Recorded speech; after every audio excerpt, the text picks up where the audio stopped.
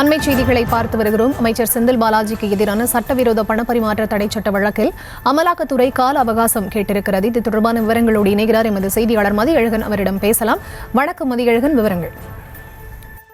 அமைச்சர் செந்தில் பாலாஜி சம்பந்தப்பட்ட சட்டவிரோத பணப்பரிமாற்ற தடை சட்ட வழக்கில் தாக்கல் செய்யப்பட்ட கூடுதல் குற்றப்பத்திரிகையில் செந்தில் பாலாஜியின் சகோதரர் அசோக்குமார், செந்தில் பாலாஜியின் முன்னாள் உதவியாளர் சண்முகம் உள்ளிட்ட 13 பேரினுடைய பெயர்கள் இடம்பெற்றிருந்தன.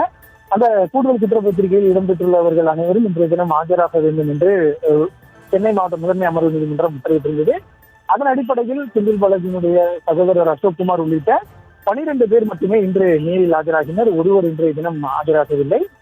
இதனைத் தொடர்ந்து வழக்கினுடைய விசாரணையை ஏப்ரல் 25ஆம் தேதிக்கு ஒத்திவைத்த நீதிபதி அன்றைய தினம் ஜாமீன் உத்தரவாதம் தாக்கல் செய்ய வேண்டும் என அனைவருக்கும் உத்தரவிட்டு வழக்கை ஒத்திவைத்தார். அப்பொழுது அமலாக்கத்துறை தரப்பில் செந்தில் பாலாஜி மீதான சட்டவிரோத பண பரிமாற்ற வழக்கில் 5000க்கும் மேற்பட்ட பக்கங்கள் அடங்கிய ஆவணங்கள் உள்ளதாகவும் ஒவ்வொரு நபரும் எவ்வளவு தொகை முறைகேடு செய்துள்ளனர் என நீதிபதி கேள்வி எழுப்பினார்.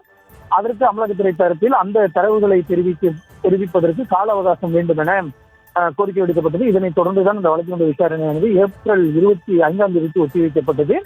இந்நிலையில் ஏப்ரல் 24ஆம் தேதி ஜாமீன் உத்தரவாத தொகையாக தலா 2 லட்சம் ரூபாய் செலுத்த வேண்டும் என அனைவருக்கும் நீதிபதி உத்தரவு பிறப்பித்திருக்கிறார்.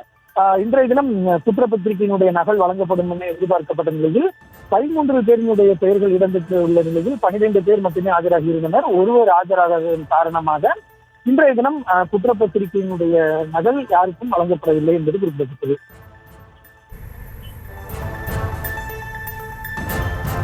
காஷ்மீர் விவரங்களுக்கு நன்றி மதியழகன்.